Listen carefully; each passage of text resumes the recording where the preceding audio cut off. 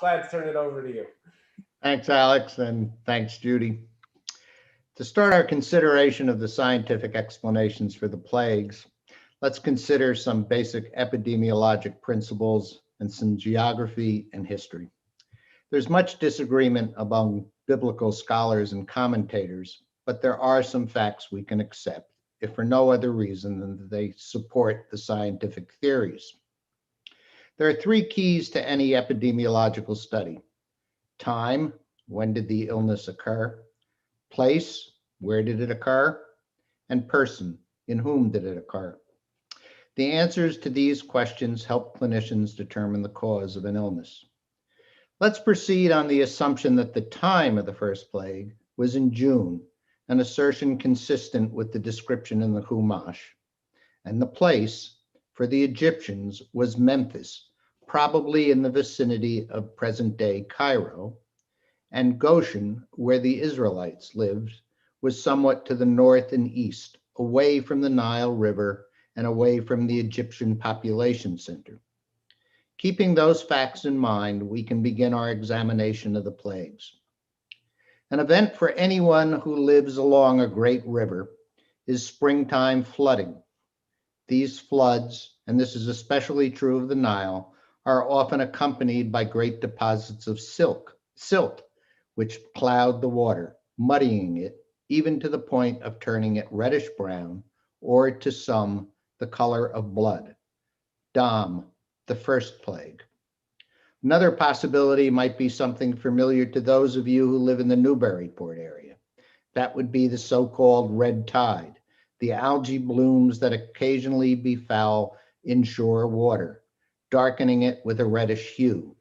This condition occurs primarily in salt water, but it is not unknown in freshwater. Regardless of whether it was silt or something else, the effect was the same. The water was deprived of oxygen and the fish died. So not only did the Egyptians lose a significant source of food, they were also deprived of potable water. They didn't even have water in which to bathe, so soon they began to stink as much as the dead fish that littered the shores of the Nile. The Israelites in the land of Goshen, away from the Nile, obviously would have been less affected by this plague. And then came the frogs, Fardea, the second plague, which was directly related to the first. With the death of the fish, there were no natural predators for tadpoles, which quickly became frogs, perhaps millions of them, and they multiplied like frogs, until they had nothing to eat and began to die themselves. Or, driven by hunger, they hopped far from the river banks to inhospitable land and died and dried up and rotted, adding to the stench, giving further disincentive for the Egyptians to bathe, which in turn would have left them vulnerable to the third plague, kinim, lice. Whether the plague was actually lice or some other creeping or flying creature, the Egyptians and their animals, having not bathed for almost 2 months by then, would have been ideal hosts. The Israelites, on the other hand, lived far enough inland that they would not have been disturbed by the frogs and would have had continued access to their sources of water, which probably would have been wells. They were able to bathe, so they escaped the third plague. By now, it would have been late summer. There would still have been a lot of rotting dead fish and frogs around, as well as rotting vegetation exposed as the Nile receded from its flood stage. These were conditions that were ripe for something, and that something was the fourth plague, a rove, a swarm of beasts. Some commentators and some Haggadahs interpret this as wild animals. More credible, however, are those who suggest that the fourth plague was again caused by insects. Suspects for these aggressors are several. Common housefly, a nuisance certainly, not an actual plague. The horsefly, which doesn't bite you so much as biopsy you. The sandfly, which as any beachgoer knows, can seem like a plague. The tsetse fly, which can cause African sleeping sickness, or the stable fly, which can seem like a double plague because both the males and females bite. With most insects, only the females bite because they need blood to lay eggs. Whatever they were, the Egyptians would have considered them the result of Moses' prophecy. The one good thing about insects, however, is that they tend to have short lifespans. So both the third and fourth plagues, while horrible enough, would have been short, within the 7-day time period the Chumash gives for each plague. Another thing about insects is that they tend to live their lives in very compact areas, or at least they did before the days of intercontinental travel. So it is entirely possible that Memphis was infested and not Goshen, where the Israelites lived. Just that there are a variety of insects from which to choose for the cause of the third and fourth plagues, there are a number of animal diseases that could be the cause of the fifth plague, dever, pestilence.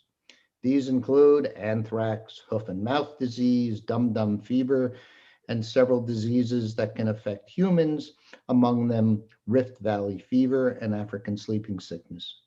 Any would be a likely cause of the fifth plague.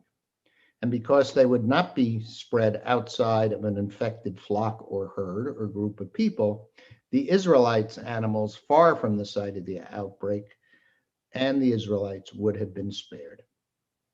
There are a number of possible causes for the sixth plague, shechin, which was generally translated as boils.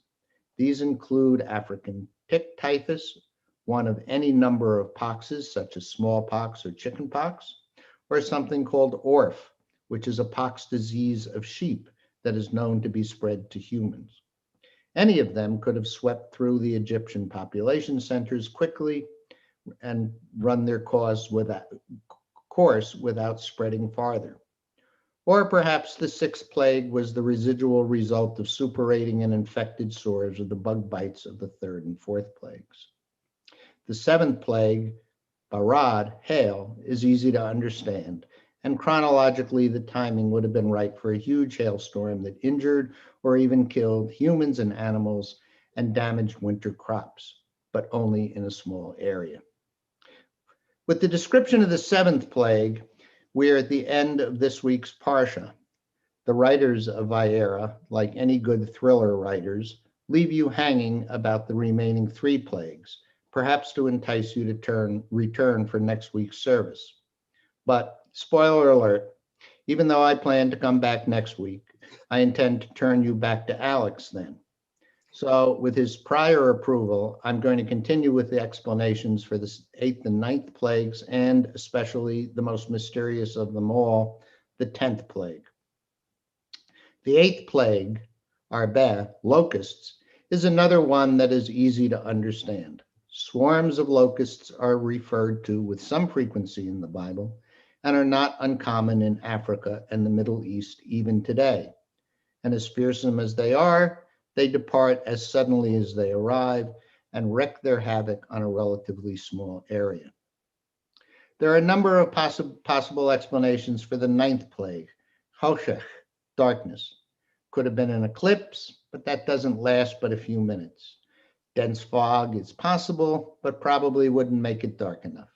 Volcanic ash would work, but there simply is no history or geology to support it, at least at the time the Exodus is supposed to have occurred. The only possible recorded volcanic eruption in the region occurred on the Greek island of Santorini in the Aegean Sea around 1500 BCE, and that's way before the events of the Parsha. The most likely possibility is a sandstorm of monstrous proportions, such as strikes the Middle East much in the way blizzards strike us in the Northeast, or at least have in previous years. And just as a blizzard can darken the sky for a few days and keep you confined to your home for several days afterward because of the drifts, so too will a sandstorm cause similar disruption to normal living. And sandstorms, like any meteorological phenomenon, are local events, capable of paralyzing one neighborhood and leaving another untouched. Okay, so plagues 1 through 9 are relatively easy to explain. Number 10, Makat Becharot, the death of the firstborn, is harder.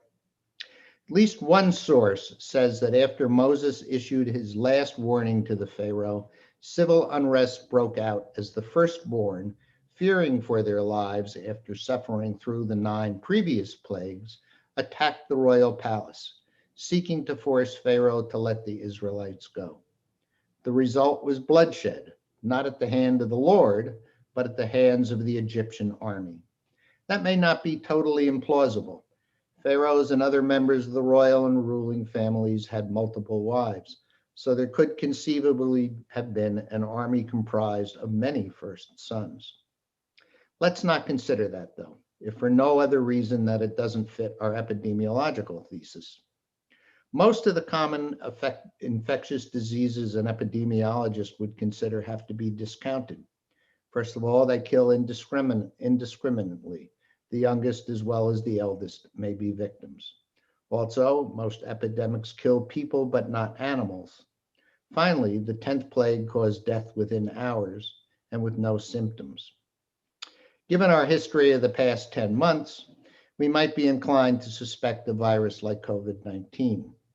Maybe, but given the plagues that have preceded the 10th, a more likely explanation points to microtoxins, fungi that grow on stored foodstuffs, causing grain to turn moldy. Low doses over long periods of time may not be harmful. Large doses in a short period of time can cause organ failure. It's like eating a poisoned mushroom.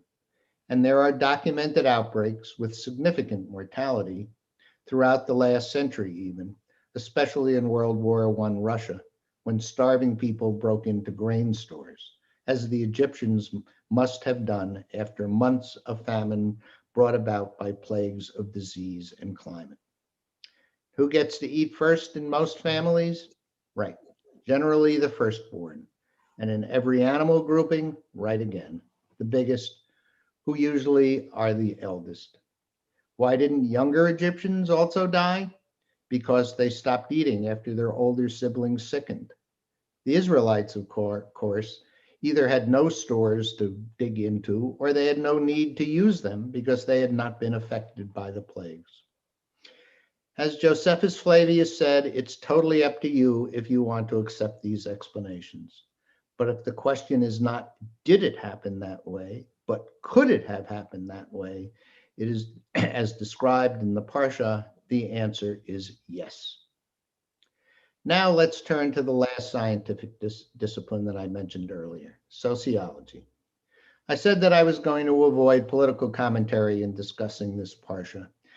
So I conclude this talk, think not of our soon-to-be former president or of any other ruthless strongmen of the past or even the present. Rather, think of yourself. Let us consider why the plagues happened and what the answer to that question might mean for us. The answer that we read is in the Parsha, and it seems easy because Pharaoh's heart stiffened or hardened, or because he became stubborn, depending upon which translation you prefer. At the beginning, at least, this unnamed dictator is so filled with arrogance and the confidence of his own might and the rectitude of his policies that he is unwilling to admit error or diminish in any way his own image of himself. Each choice the Pharaoh made it more likely that he would resist, both to spare himself the embarrassment of admitting he was wrong and to uphold his own self-image of a person who would not yield to the threats of someone he deemed to be inferior to himself. I know that there is some in this virtual room who will be tempted to see this as a modern political allegory. But even if we're in Zoom shul, it's still shul, where temptation should be avoided under any circumstances. So let's not go there. Besides, it's not quite as simple as that. I think it will be instructive to look at the explanations of 2 of the experts cited in Eitz Chaim. First, Maimonides, who wrote, "Sometimes a man's offense is so grave that he forecloses the possibility of repentance." The social psychologist Erich Fromm put it this way: Pharaoh's heart hardens because he keeps on doing evil. The longer he refuses to choose the right, the harder his heart becomes, until there is no longer any freedom of choice left to him. Let us think for a moment as we prepare to conclude our services this morning about what this means for us in our daily interactions with our partners, our wives, our husbands, our friends and relatives, our children, or our coworkers.